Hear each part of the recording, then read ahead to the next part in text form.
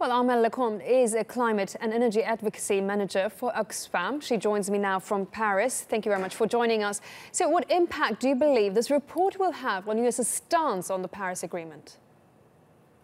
Well, this report is not really a big surprise because the science has been really clear for a number of years now that climate change is real. And so it comes after many other reports that states that, human activities are responsible for climate change. So the question is, will this change the position of the US presidents? I don't think that will be the case. Donald Trump has shown that he is a climate denier, and he started deleting and going back on what Barack Obama, the previous US president, did. So this is an important report because it shows that US scientists are saying what other scientists around the world are saying, is that climate change is real and it's urgent to act. And you will be attending the UN Climate Change Conference next week in Germany. How ambitious are countries in taking action, actually?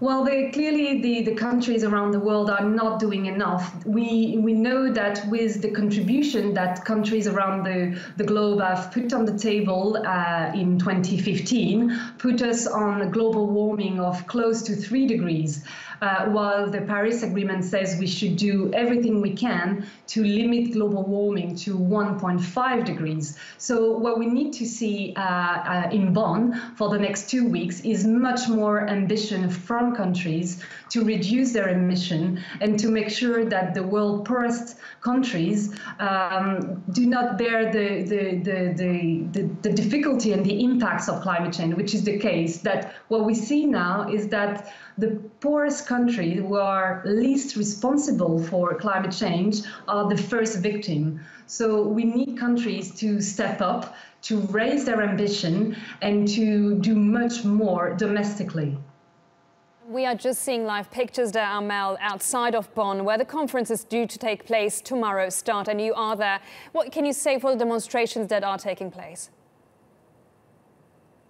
Well, citizens are very much mobilized, and I think across the world we've seen recently the impacts of climate change, whether it's droughts, flooding, including in developed countries like France or Germany or the UK, but of course poor countries, and we've seen in Southeast Asia, in the Caribbean, hurricanes and monsoon really affecting people's lives. So I think citizens now see the real impact of climate change, and it's really important that our citizens, like today in Bonn, in Germany, pressure their governments to do more, to reduce their emission, to commit to develop renewable energy, and also that rich countries like Germany, like France, and other rich nations support financially poor countries which are not responsible